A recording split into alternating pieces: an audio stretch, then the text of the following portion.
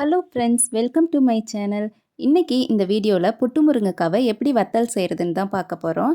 புட்டு முருங்கைக்காவை first நல்லா wash பண்ணி எடுத்துக்கலாம்.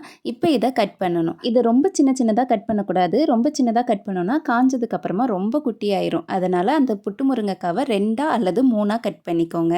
இப்போ கட் பண்ணியிருக்க புட்டு முருங்கைக்காவை ஒரு பக்கெட்டில் மாற்றிருக்கேன். ஏன்னா நிறையா இருக்கிறதுனால மிக்ஸ் பண்ணுறதுக்கு கஷ்டமாக இருக்கும். அதனால தான் இப்போது கட் பண்ணி வச்சுருக்க புட்டு முருங்கைக்காய் மேலே தயிர் சேர்க்கணும். இப்போ இதில் தேவைக்கேற்ற மாதிரி உப்பு சேர்த்துக்கோங்க. எதுக்காக தயிர் சேர்க்குறோன்னு பார்த்தீங்கன்னா, புட்டு முருங்கைக்காய் லைட்டாக கசப்பு இருக்கும். அந்த கசப்பை போக்குறதுக்காக தான் தயிர் சேர்த்து. தயிர் அப்படி இல்லைன்னா தயிரை மோராக கடைஞ்சி கூட நம்ம சேர்த்து ஊற வைக்கலாம். இதை ஒரு 4-5 நாள் நல்லா வெயிலில் காய வச்சுட்டு பார்த்தீங்கன்னா புட்டு முருங்கைக்காய் இந்த மாதிரி தான் இருக்கும். இது காஞ்சிருச்சுன்னா இந்த மாதிரி தான் சவுண்டு கேட்கும். இப்போ இதை எண்ணெயில் போட்டு பொரித்து பார்க்கலாம். இது பொரியும் போது நல்லா வாசனை வருது. இது சாப்பிட்டு பார்த்தா டேஸ்ட்டு சூப்பராக இருந்தது. நீங்களும் ட்ரை பண்ணி பாருங்கள். இனி நெக்ஸ்ட் வீடியோவில் பார்க்கலாம். உங்களுக்கு இந்த வீடியோ பிடிச்சா லைக் பண்ணிவிட்டு சப்ஸ்கிரைப் பண்ணிடுங்க.